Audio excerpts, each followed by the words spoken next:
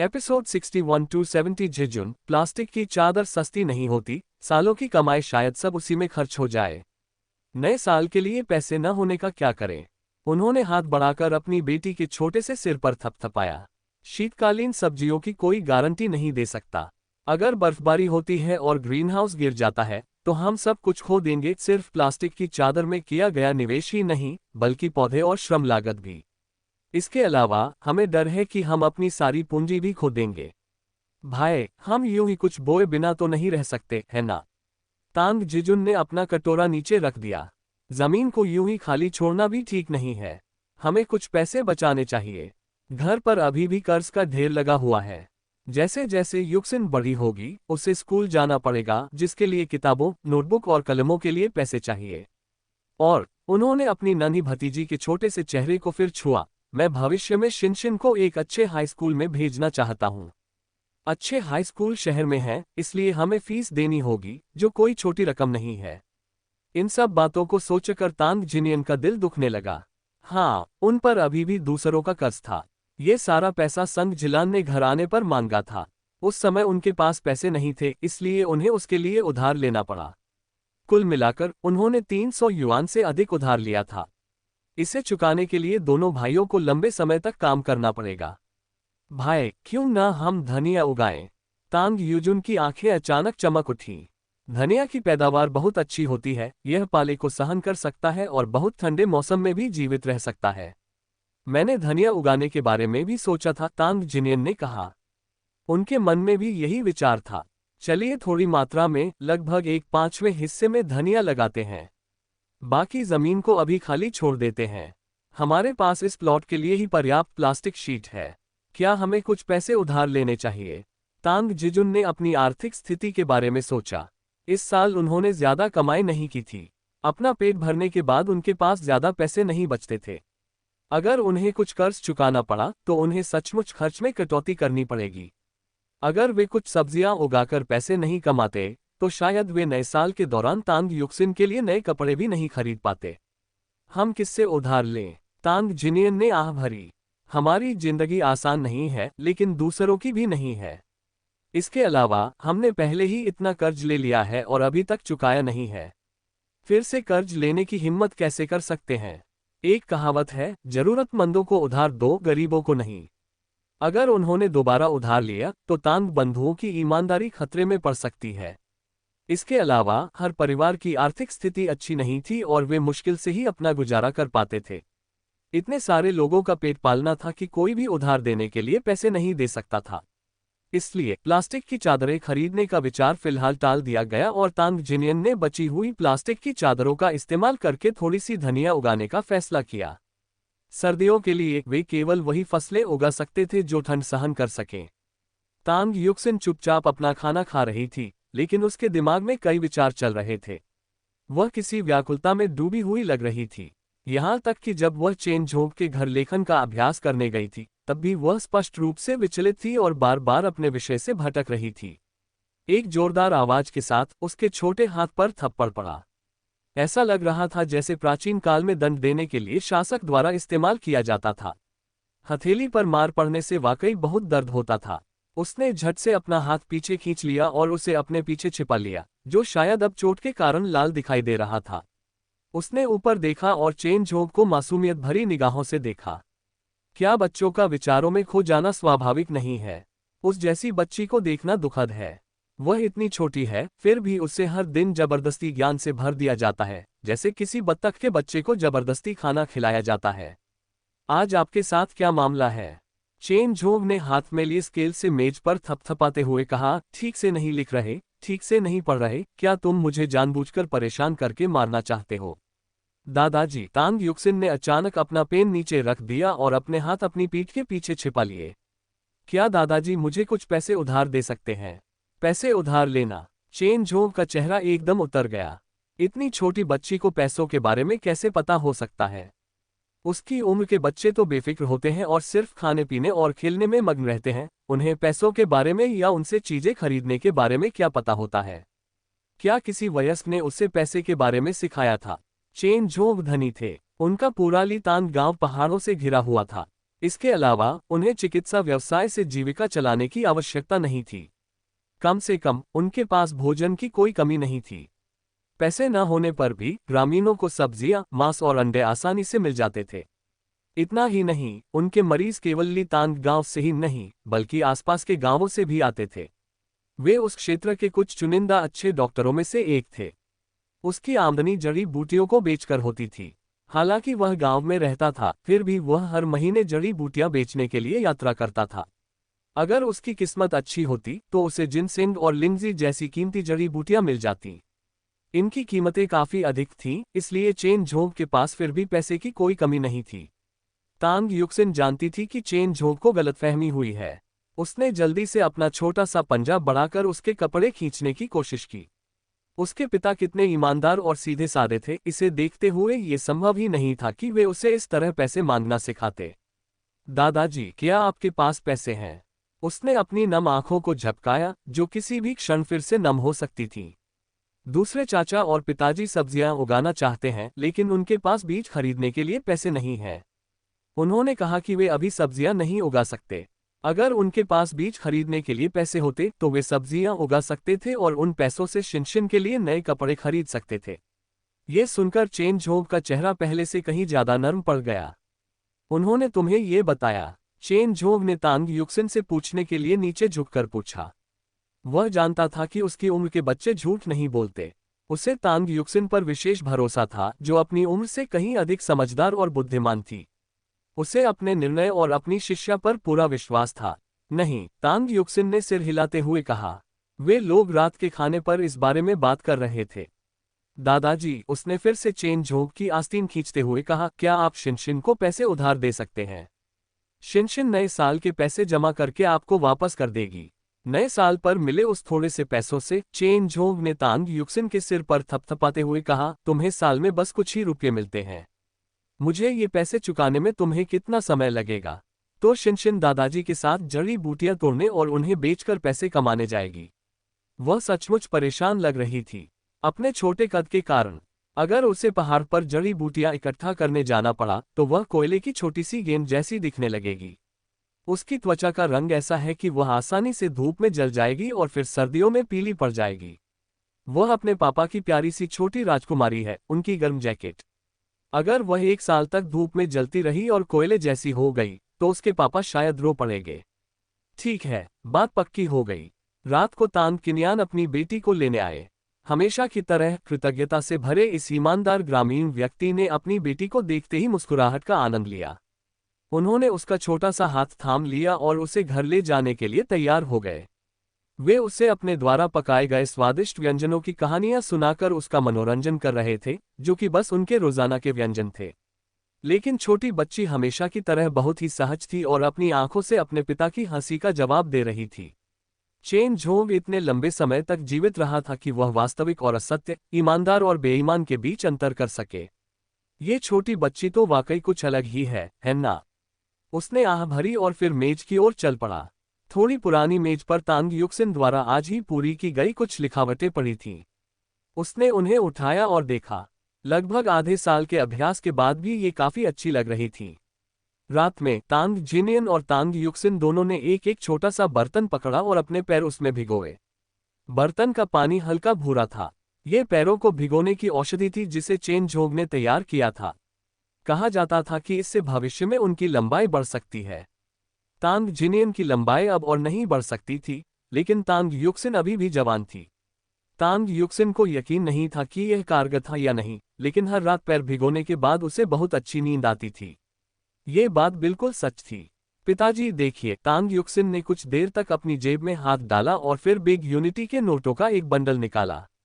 तांग genuine चौंक गया। उसने जल्दी से अपनी बेटी को अपने सामने खींच लिया। उसका चेहरा पीला पड़ गया था। ये पैसा कहाँ से आया? उसका पहला विचार यही था कि क्या इस बच्चे ने इसे कहीं से चुराया है। तांग जिनियन के चेहरे के भाव देखकर तांग युक्सिन तुरंत समझ गई कि वह क्या सोच रहा है। चाहे कुछ भी हो जाए, वह कभी दूसरों की चीजें नहीं चुराएगी, न तो अपने पिछले जन्म में और न ही इस जन्म में। यद्यपि उसका जीवन कठिन है, वह एक इंसान है, एक ऐसा इंसान जिसे अपने नैतिक मूल्यों को कायम रखना चाहिए। यहाँ तक कि अगर उसकी मृत्यु भी हो जाए तो भी वह इस सिद्धांत से कभी समझौता नहीं करेगी। मैंने इसे दादाजी से उधार लिया है। तांग युक्सिन ने बिग यूनिटी के नोटों का बंडल तांग जिनियन के हाथ में थमा दिया। पिताजी, क्या हम सुगंधित सब्जियां उगा सकते हैं? चलिए अपनी सारी फसलों को इन्हीं से बदल देते हैं। भविष्य में दादाजी और मैं पहाड़ों पर जाकर औषधीय जड़ी बूटियां लाएंगे और दादाजी को उनसे मिले पैसों से उनका कर्ज चुका देंगे। तांग जिनियन की हथेली पसीने से भीगी हुई थी। पैसे पकड़े हुए उसका हाथ थोड़ा सुन्न हो गया था। उसने अपना चेहरा पोंछा, तांग युक्सिन को कुछ देर के लिए पास के एक देखभालकर्ता के पास छोड़ा और फिर चेन झोंग के घर चला गया। अंकल झोंग, मुझे माफ करना।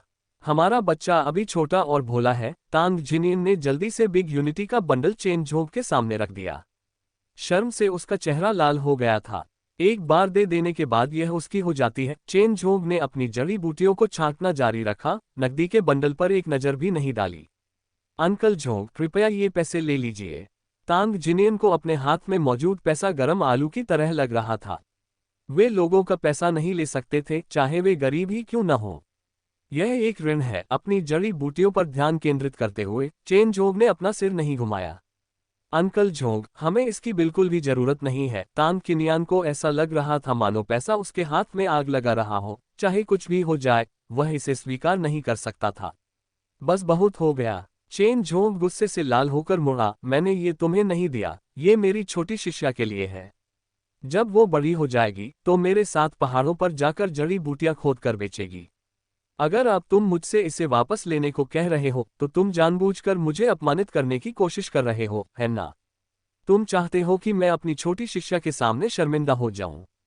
चेन झोंग उठकर बाहर चला गया। थोड़ी देर बाद वह नोटों का एक बंडल लेकर लौटा, उसे तांग युक्सिन की छोटी सी जेब में डाला और बोला, इसे अपने पिताजी को दे दो।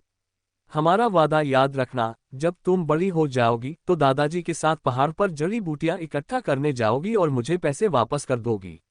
नहीं नहीं अंकल झोंग, मेरा मतलब वो नहीं था। तांग जिनियन ने जल्दी से अपने हाथ हिलाए और समझाने की कोशिश की, लेकिन उसकी जुबान अटक गई और वह शब्द नहीं बोल पाया। ये आपके पैसे हैं, मैं इन्हें कैसे ले सकता हूँ? चेन झोंग का मन कर रहा था कि वह मुट्ठी भर औषधीय जड़ी बूटियां तांग जिनियन के चेहरे पर फेंक दे। कोई इतना मूर्ख कैसे हो सकता है? मैंने पहले ही कहा है कि मैंने ये पैसे युक्सिन को उधार दिए हैं। वो इनका इस्तेमाल कैसे करना चाहती है, ये उसका निजी मामला है। जैसे ही तांग जिनियन दोबारा बोलने वाली थी, चेन झोंग अधीर होने लगा। उसने झाड़ू उठाए और तांग जिनियन को पीटने लगा। क्या तुम्हें दिखाई नहीं दे रहा कि मैं व्यस्त हूँ? क्या तुम्हें जरा भी तमीज नहीं है? तुम इतनी नासमझ हो, तुम्हें इतनी होशियार बेटी कैसे मिल गई? जल्दी जाओ, जड़ी बूटियां सुखाते समय मुझे परेशान मत करो। चेन झोंग ने तांग जिनियन पर झाड़ू से हमला करने में जरा भी संकोच नहीं किया और तांग जिनियन तुरंत मैदान से बाहर चले गए। हाथ में 200 युआन लिए वह दुविधा में था कि रुके या चला जाए। जब वह उदास मन से लौटा तो उसने देखा कि तांग जिजुन और तांग युक्सिन रस्सी कूद रहे थे। दोनों को खूब मजा आ रहा था। भाई, तुम वापस आ गए? तांग जिजुन ने लाल रस्सी अपनी भतीजी को देते हुए उत्सुकता से पूछा। भाई, तुमने युक्सिन को किसी और के घर पर अकेला क्यों छोड़ दिया था? अगर वो खो जाती तो क्या होता? आह! तांग जिनियन ने अपनी बेटी को गले लगाने के लिए हाथ बढ़ाया और उसे अपने पास बैठा लिया। देखो, उसने अपना हाथ आगे बढ़ाया जिसमें नोटों का एक बंडल था। तांग जिजुन अचंभित रह गया, ये सारा पैसा कहाँ से आया? उसने पैसे उठाए और एक एक नोट गिनने लगा। कुल 20 नोट थे, 200 युआन। भाई, ये कहाँ से आया? भाइयों को पता था कि उनके पास कितने पैसे हैं। उनके पास बस कुछ 10-10 के नोट बचे थे। प्लास्टिक की चादरें खरीदने के बाद उनका चावल का घड़ा खाली हो जाएगा। इसलिए वे खरीदने या न खरीदने को लेकर दुविधा में थे। लेकिन उसके भाई ने ये पैसा कहाँ से उधार लिया था? उसने इसे अंकल झोंग से उधार लिया था। तांग जिनियन ने अपनी बेटी को आगे धकेलते हुए कहा। मैं इसे अंकल झोंग को लौटाना चाहता था, लेकिन उन्होंने इसे लेने से इनकार कर दिया। इसके बजाय उन्होंने मुझे बाहर निकाल दिया। उन्होंने कहा कि शिनशिन पहाड़ से जो जड़ी बूटियां खोदेगी, उनसे वह उन्हें चुका सकती है। तांग युक्सिन ने अपना सिर एक तरफ झुकाया और हैरानी भरी नजरों से देखने लगी। हमारी शिनशिन कितनी होशियार है। तांग जिजुन ने अपनी छोटी भतीजी को गोद में उठाया और उसके नन्हे गालों पर चुंबन किया। भाई, चलो वो प्लास्टिक की चादरें खरीदते हैं। तांग जिजुन ने हाथ मलते हुए कहा, जैसे किसी बड़े काम के लिए तैयार हो रहा हो। इस पैसे से वे काफ़ी सारी प्लास्टिक की चादरें खरीद सकते थे और कम से कम 5 ग्रीनहाउस बना सकते थे। अगर वे नए साल से पहले 5 ग्रीनहाउस में सब्जियां बेच पाते हैं और कीमत अच्छी मिलती है तो दोनों भाई अपनी जिंदगी बदल सकते हैं और घर का माहौल बेहतर हो जाएगा। लेकिन तांग जिनिन अभी भी हिचकिचा रहा था, यह कोई छोटी रकम नहीं थी, अगर उन्हें नुकसान हो गया तो क्या होगा? अगर वे पूरे 200 युआन खो बैठे तो क्या होगा? पापा, डरो मत, तांग युक्सिन खड़ी हो गई। जिस लाल रस्सी से वो खेल रही थी उसे फेंक दिया, फिर तांग जिनिन के पास दौड़कर गई और उनके पैर से लिपट गई। अगर पापा की सब्जियां नहीं बिकती तो शिनशिन दादाजी का कर्ज चुकाने के लिए जड़ी बूटियां खोदेगी। भाई, तांग जिजुन ने दांत भींचते हुए कहा, चलो जोखिम उठाते हैं, कौन जाने शायद हम सफल हो जाएं। इस सर्दी में सब लोग कम बुवाई कर रहे हैं, सिर्फ हमारे गांव में ही नहीं बल्कि दूसरे गांवों में भी।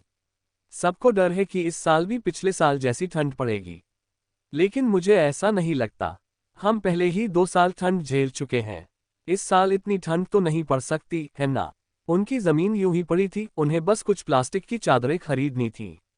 ज्यादा से ज्यादा उन्हें प्लास्टिक के कुछ टुकड़ों पर खर्च किए गए पैसे का ही नुकसान होता। अगली बसंत आने पर वे थोड़ा और मेहनत करके अपना खोया हुआ पैसा वापस कमा सकते थे। खैर, तांग जिनियन अपने छोटे भाई की बातों से कुछ हद तक प्रभावित हुआ। बाकी सब बातों को छोड़ दे तो उसे घर की साफ सफाई के लिए कुछ पैसे बचाने थे।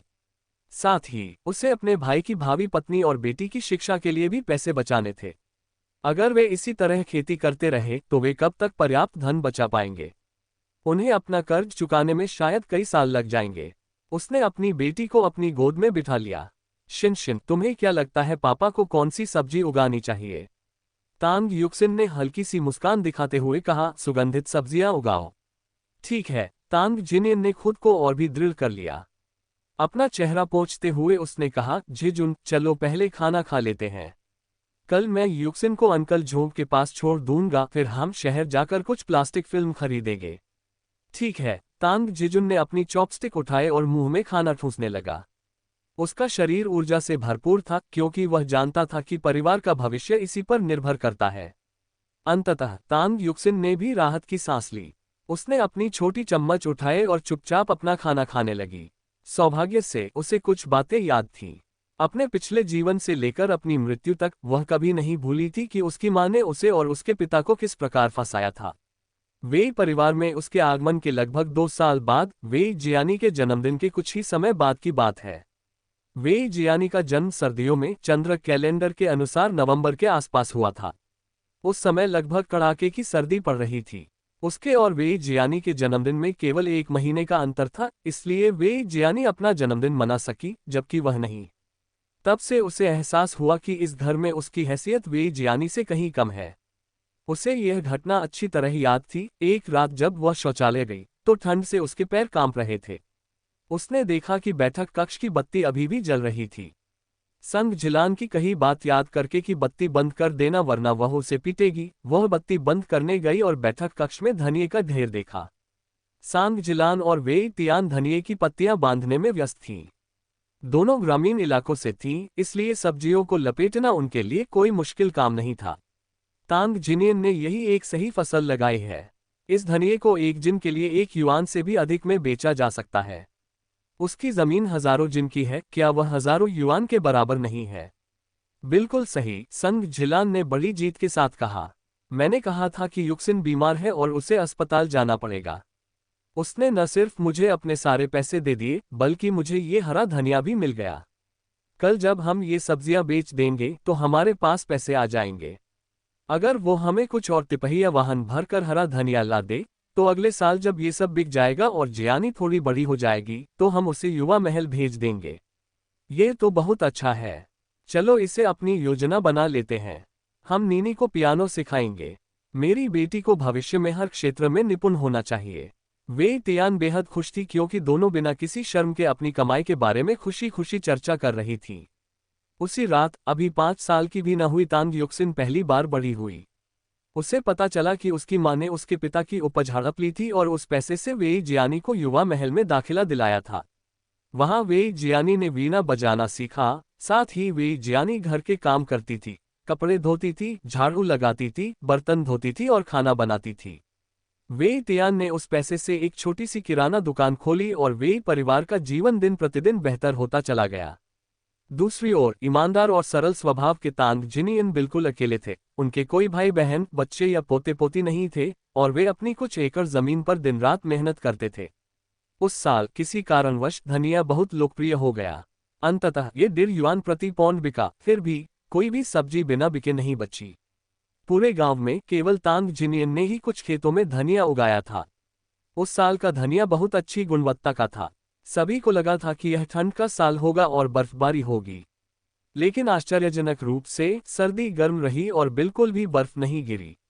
बाद के वर्षों के विपरीत, जब बेमौसम सब्जियां हर जगह उपलब्ध थीं और परिवहन का विकास हो चुका था, दक्षिण की सब्जियां उत्तर में खाई जा सकती थीं और उत्तर की सब्जियां आसानी से दक्षिण में ले जाई जा सकती थीं।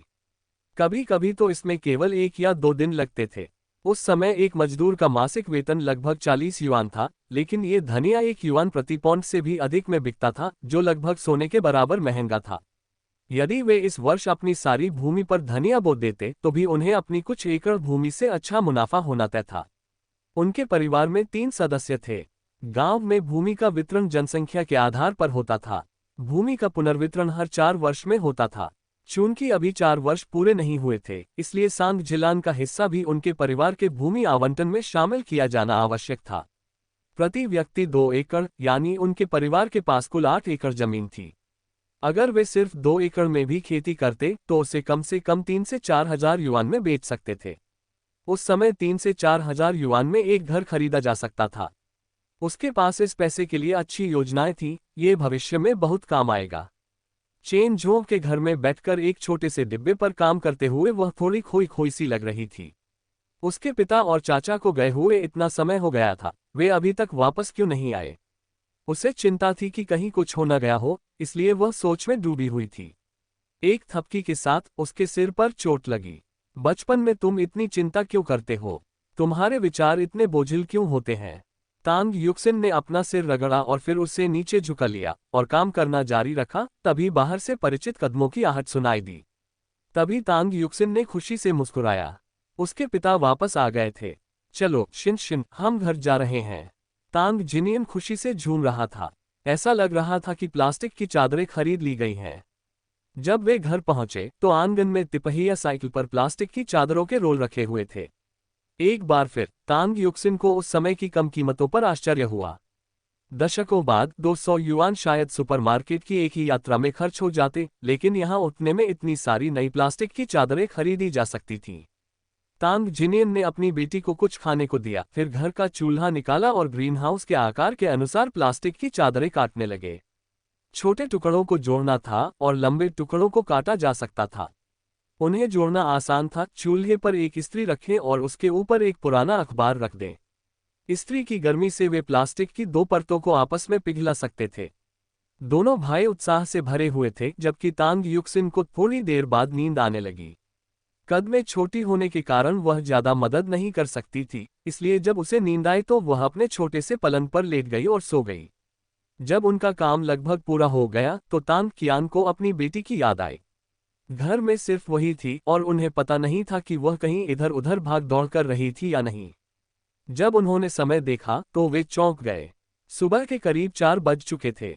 मैं शिनशिन को देखने जाता हूँ, तांग जिनियन ने तुरंत कहा। अपने हाथ में पकड़ी हुई इस्त्री नीचे रखी और अपनी बेटी को देखने के लिए घर के अंदर चला गया। उसे ये देखकर बहुत खुशी हुई कि तांग युक्सिन गहरी नींद में सो रही थी। उसके जूते और मोजे उतरे हुए थे और कंबल उस पर करीने से फैला हुआ था और उसमें किसी तरह की कोई गड़बड़ी नहीं थी। जैसे ही वह करीब आया, उसने उसके लिए कंबल ठीक किया। पहले तो उसे नींद आ रही थी, लेकिन अब वह पूरी तरह जाग चुका था। भाई, आज रात सोते नहीं हैं। तांग जिजुन को भी नींद नहीं आ रही थी। उन्होंने सुझाव दिया कि पहले ग्रीनहाउस तैयार कर लें और पौधे लगा दें, उसके बाद वे आराम कर सकते हैं। आराम करने का यही सबसे अच्छा समय था, क्योंकि कुछ दिन और इंतजार करने से उनकी योजना में देरी हो सकती थी। पूरी रात दोनों भाई ग्रीनहाउस पर अथक परिश्रम करते रहे। जब तांग युक्सिन की नींद खुली तब भी वे बाहर काम में व्यस्त थे। उसने अपने कपड़े उठाए, सावधानी से पहने, चुपके से बिस्तर से उठी और अपने छोटे जूते पहने। फिर वह दौड़कर बाहर चली गई। बाहर भाई तांग जिनियन और तांग जिजुन पूरी रात काम करते रहे थे, फिर भी उनमें थकान का कोई निशान नहीं दिख रहा था।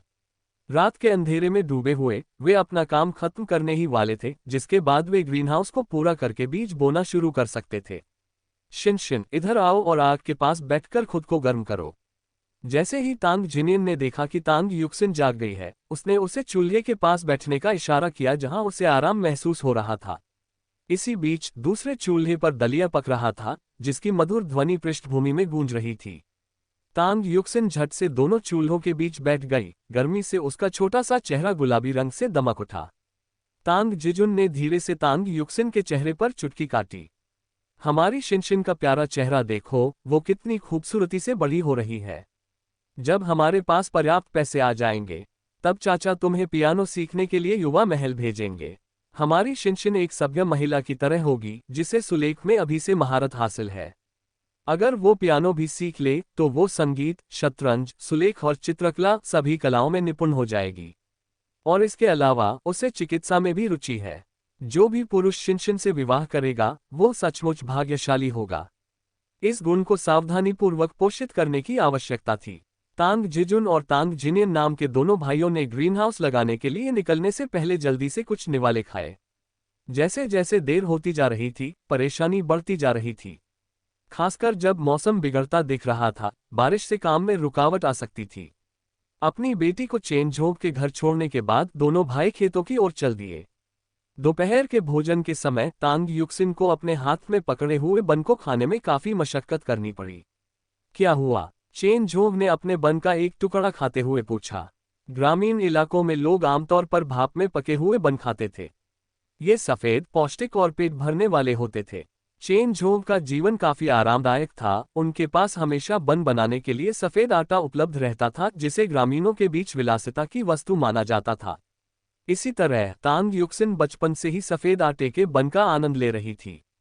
उसके पिता तांग जिनियन ने उसके भोजन के मामले में कभी कोई समझौता नहीं किया था। लेकिन आज बच्चा बहुत धीरे धीरे खा रहा था।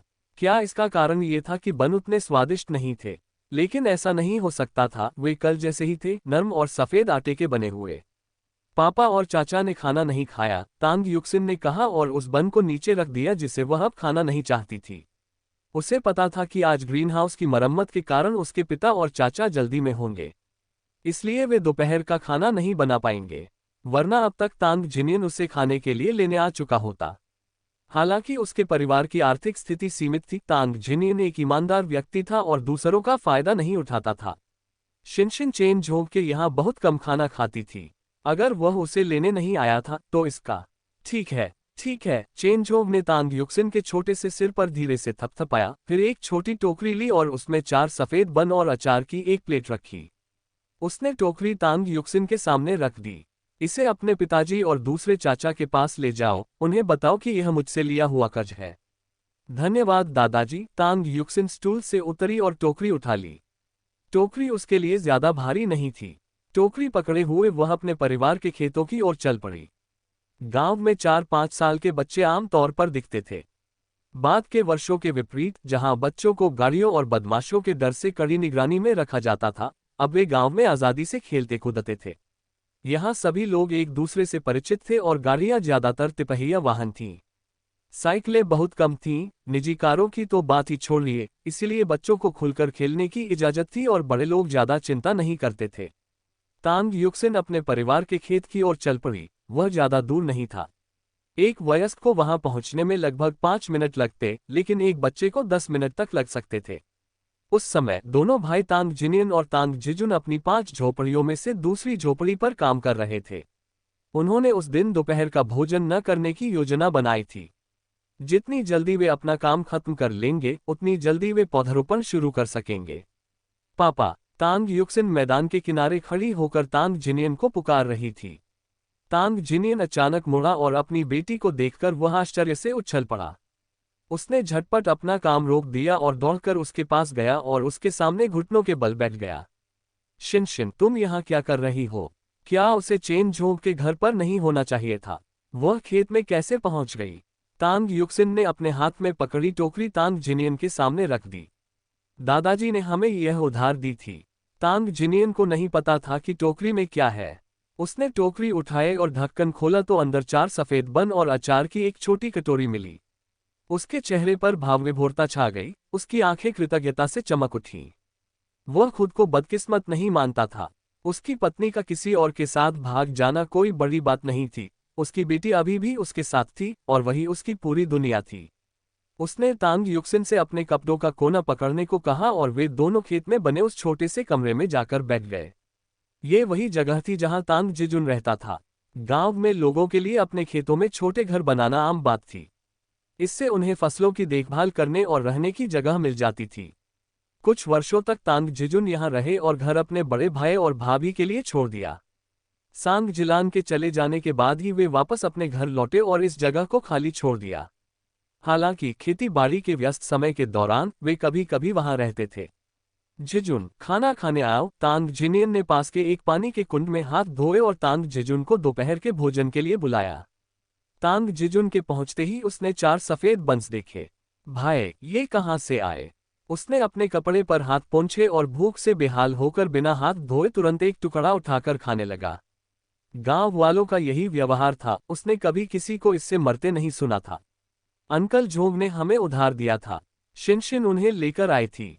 तांग जिनियन ने भी एक बन उठाया, उसमें कुछ अचार भरा और खाने लगा। शुक्र है कि वे अपने साथ गर्म पानी का थमस लाए थे। 2 बन और थोड़ा पानी लेकर उनका दिन का खाना तैयार हो गया। तांग युक्सिन आज्ञाकारी भाव से एक तरफ बैठी थी। ठंडी हवा से उसका छोटा सा चेहरा गुलाबी हो गया था, लेकिन फिर भी वह बेहद कोमल और मनमोहक था। वह हमेशा अपने चेहरे का अच्छे से ख्याल रखती थी, इसलिए उत्तर पश्चिमी पठार पर अक्सर दिखने वाली तीव्र लालिमा उसके चेहरे पर नहीं होती थी। ये लालिमा सामान्य थी और घर पहुंचकर मौसम गर्म होने पर अपने आप फीकी पड़ जाएगी। सावधान रहना, इधर उधर भटकना मत। तांग जिनियन ने अपनी बेटी के सिर पर हाथ फेरते हुए उसे हिदायत दी। उन्हें इस बात का डर नहीं था कि उनकी बेटी खो जाएगी, बल्कि उन्हें इस बात की चिंता थी कि कहीं वह किसी नई चीज में इतनी मग्न न हो जाए कि वहां से जाने से ही मना कर दे। तांग युक्सिन ने उत्साह से सिर हिलाया। तांग जिनियन की हर बात पर उसने सकारात्मक प्रतिक्रिया दी। वह दिल से जल्दी बड़ी होना चाहती थी। आखिर एक बच्चे के शरीर में एक वयस्क का दिल तो बसता ही था। वह मासूम और बचकाना व्यवहार करते करते थक गई थी और इससे उसे रोने का मन कर रहा था। बाद में जब तांग युक्सिन ने खोजबीन पूरी कर ली और तांग भाइयों ने खाना खा लिया, तो उन्हें नई ऊर्जा मिली। बिना किसी झिझक के उन्होंने जल्दी से बाकी 3 ग्रीनहाउस बना लिए। साल के अंत में बर्फबारी की आशंका से उन्होंने ग्रीनहाउस की भार वहन क्षमता बढ़ाने के लिए उन्हें तार की रस्सियों से मजबूत कर दिया। बर्फबारी होने पर भी कोई बड़ी बात नहीं थी। जब तक वे बर्फ हटाने के लिए कड़ी मेहनत करते रहेंगे, ग्रीनहाउस मजबूती से खड़े रहेंगे। दोनों भाई मेहनती थे और आलसी नहीं थे, और वे आलस्य को नए बने ग्रीनहाउस को बर्बाद नहीं करने देंगे। अंधेरा होने तक तीनों ग्रीनहाउस आखिरकार बनकर तैयार हो गए थे, जो बहुत मजबूत थे। दोनों सिरों को मिट्टी से अच्छी तरह ढक दिया गया था और सब कुछ अच्छी तरह से पैक कर दिया गया था। कल से वे बीज बोना शुरू कर सकते थे और उन्हें बारिश की चिंता करने की जरूरत नहीं थी, क्योंकि ग्रीनहाउस के अंदर बीज सुरक्षित रहेंगे। कई दिनों की कड़ी मेहनत के बाद वे धनिये के सारे बीज बोने में सफल रहे। कुल मिलाकर उन्होंने 5 नए ग्रीनहाउस बनाए। मौजूदा 3 ग्रीनहाउस के साथ मिलाकर अब तांग परिवार के पास धनिये से भरे 8 ग्रीनहाउस हो गए थे। तांग परिवार के परिसर में नए ग्रीनहाउस देखकर ग्रामीणों में शंका उत्पन्न हो गई। उन्होंने धनिये की खेती की लाभप्रदता पर सवाल उठाया और पूछा कि क्या इससे ग्रीनहाउस सामग्री की लागत भी पूरी हो पाएगी। इसके अलावा अगर पिछले वर्षों की तरह 1 महीने तक भारी बर्फबारी होती है, तो ग्रीनहाउस से लगातार बर्फ साफ करना एक थकाऊ काम होगा। 1980 के दशक के आगमन के बावजूद ग्रामीण अब भी अपनी आजीविका के लिए काफी हद तक प्रकृति पर निर्भर थे। ग्रामीणों के संदेह, चिंता या मौन उपहास के बावजूद, जो तांग बंधुओं को अपना निवेश खोते देखने के लिए तरस रहे थे, तांग परिवार के 8 ग्रीनहाउस में धनिया अंकुरित हुआ और पौधे स्वस्थ रूप से बढ़े। हरी भरी हरियाली ने शरद ऋतु की उदासी में जान डाल दी। इसके बावजूद सर्दी का मौसम नजदीक आ रहा था। उत्तर में लोग सर्दियों में अंगीठी जलाते हैं। बाहर चाहे कितनी भी ठंड हो, घर में अंगीठी होने से सर्दी का मौसम गर्म रहता था। खासकर बिस्तर पर जाते समय अंगीठी के पास हाथ गर्म करने से असाधारण आराम मिलता था। तांग जिनियन प्रतिदिन फसलों की जांच करते थे। धनिये की अंकुरण दर हमेशा से ही उच्च रही थी। स्थिर मौसम के कारण धनिये की वृद्धि तेजी से हुई और 1 महीने के भीतर ही मजबूत पौधे उगाए। ये पौधे अच्छी तरह से बढ़ रहे थे। भोर होने से पहले ही दोनों भाई घर से निकल जाते थे और देर शाम तक पौधों की देखभाल में ही लगे रहते थे। अंकुरन बढ़ने के कारण उन्हें पौधों को छांटना पड़ता था ताकि धनिया बहुत पतला न हो जाए। अगर पौधे बहुत कम घने होते तो पैदावार कम होती। 8 ग्रीनहाउस में उगाई गई धनिया की फसल दिन प्रतिदिन बेहतर होती जा रही है और इसका सारा श्रेय इस साल की असामान्य रूप से गर्म सर्दियों को जाता है। हालांकि सभी जानते थे कि यह केवल अस्थायी है और अंततः ठंड का मौसम आएगा। जैसा कि उम्मीद थी, तापमान गिरने लगा। कुछ देर बाद पाला पड़ने लगा और जमीन जमने लगी। हालांकि ग्रीनहाउस के अंदर का तापमान अभी भी सहने योग्य था, बाहर की तुलना में कहीं ज्यादा ठंडा नहीं था। इसके अलावा धनिया के पौधे ठंड प्रतिरोधी होते हैं, इसलिए कई दिनों तक भीषण ठंड सहने के बाद तांग जिनियन को राहत महसूस होने लगी। उनकी मुख्य चिंता धनिया की पत्तियों को ठंड से होने वाले नुकसान को लेकर थी, लेकिन पत्तियां बिल्कुल ठीक रहीं और उनका हरा रंग अभी भी बरकरार था। अब वे हिमपात का इंतजार कर रहे थे, जिसके लिए उन्होंने अच्छी तैयारी कर रखी थी। वास्तव में उनकी तैयारी काफी सरल थी। गांव में हर कोई जानता था कि क्या करना है। उन्हें एक लकड़ी का तख्ता चाहिए था जो एक लंबे बांस के डंडे पर लटका हो और वह इतना लंबा हो कि प्लास्टिक से बने ग्रीनहाउस तक पहुंच सके। अचानक तांग जिनियन ने अपनी आंखें चौड़ी कर लीं और उठ बैठे। उन्होंने धीरे से अपने कंबल को छुआ और थोड़ा ऊपर खींच लिया। तांग युक्सिन उनके बगल में सो रही थी। वह बहुत सलीके से सो रही थी और उसने न तो कंबल हटाया और न ही नींद में करवटें बदली। तांग जिनियन इसके लिए शुक्रगुजार थे, क्योंकि अगर उसने ऐसा किया होता तो उन्हें इतनी चिंता होती कि वे चैन से सो नहीं पाते। उन्हें डर लगता कि कहीं उनकी बेटी कंबल न हटा दे, बीमार न पड़ जाए और फिर क्या होगा। वह इस बात का भी ध्यान रखता था कि कहीं गलती से उसे चोट न लग जाए, इसलिए वह उससे काफी दूर सोता था। उनके शीतकालीन घर में केवल 2 गर्म ईंट के पलंग थे, इसलिए तांग युक्सिन को अपने सामान्य छोटे लकड़ी के पलंग के बजाय ईंट के पलंग पर सोना पड़ता था। तांग जिनियन ने जैकेट पहनी, जूते पहने और चुपचाप दरवाजा खोला। जैसे ही वह बाहर निकला, दूसरे कमरे का दरवाजा भी खुल गया। अंदर से तांग जिजुन आंखें मलते हुए और जम्हाई लेते हुए बाहर आया। अरे भाई, तुम जाग क्यों रहे हो? तांग जिजुन ने फिर से जम्हाई ली। नींद में होने के कारण उसे आंखें खोलने में काफी मशक्कत करनी पड़ी। मैं ये देखने निकला था कि बर्फ गिर रही है या नहीं। तांग जिनियन ने अपनी सूती जैकेट को कसकर पकड़ा। बाहर चांद चमक रहा था, जिससे जमीन पर और आंगन में सूखे पेड़ पर, जिसके सारे पत्ते झड़ चुके थे, ठंडी चमक पड़ रही थी। तारे कम थे और चांद साफ दिखाई दे रहा था। कल मौसम सुहाना रहने वाला था, बर्फबारी की संभावना नहीं थी। अच्छा हुआ कि बर्फ नहीं गिरी। तांग जिजुन ने अपने हाथ आपस में रगड़े। सच में उन्हें बर्फ को लेकर चिंता थी। उन्हें बर्फ साफ करने की चिंता थी, इसलिए खेत और ग्रीनहाउस में लगे धनिये की चिंता में वह आधे महीने से ठीक से सो नहीं पाए थे। यदि ग्रीनहाउस सही सलामत रहता है तो अंदर की फसलें अच्छी तरह से उगेंगी। यदि ग्रीनहाउस ढह जाता है तो अंदर सब कुछ नष्ट हो जाएगा, जिससे उनकी साल भर की मेहनत व्यर्थ हो जाएगी और भारी आर्थिक नुकसान होगा। बड़े भाई, आपको वापस सो जाना चाहिए। आपको शिनशिन पर नजर रखनी होगी। उसे अपना कंबल हटाने मत देना। इस कड़ाके की ठंड में बीमार पड़ना बहुत आसान है। तांग जिजुन ने इस सर्दी में तांग जिनियन से सबसे अधिक बार कही जाने वाली बातें दोहराईं। परिवार में केवल एक ही बच्चा है। बड़े होकर उनके साथ जो भी हो, वे उसका सामना कर सकते हैं, लेकिन वे अपने बच्चे को कभी भूखा या ठंड से पीड़ित नहीं होने देंगे। चिंता मत करो, वो बहुत अच्छी बच्ची है। जब भी तांग जिनियन अपनी बेटी का जिक्र करते, उनके चेहरे पर मुस्कान आ जाती थी। उसने मुझे कभी कोई परेशानी नहीं दी। वो खुद कपड़े पहनती है, खुद खाना खाती है, यहाँ तक कि बिना किसी की मदद के बाथरूम भी चली जाती है। हमारी शिनशिन की देखभाल करना अन्य बच्चों की तुलना में आसान है। इस बारे में बात करते हुए तांग जिजुन के चेहरे पर गर्व का भाव था। शुरुआत में उन्हें चिंता थी कि 2 वयस्क पुरुष इतनी छोटी बच्ची की देखभाल नहीं कर पाएंगे, लेकिन वास्तव में वे न केवल उसकी देखभाल कर पाए, बल्कि उसे साफ सुथरा और सुंदर भी बनाए रखने में कामयाब रहे।